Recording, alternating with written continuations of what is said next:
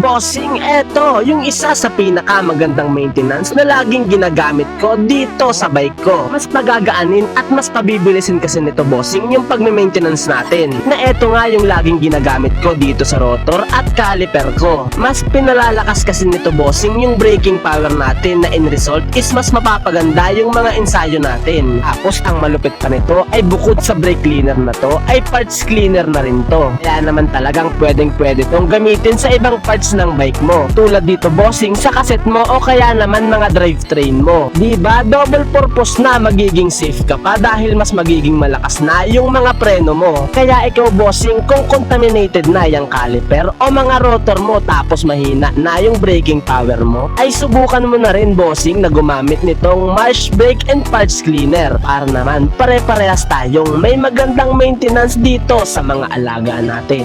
Mag-iwan na lang ako dyan, bossing, ng basket para naman maka-order at makagamit ka na rin ito.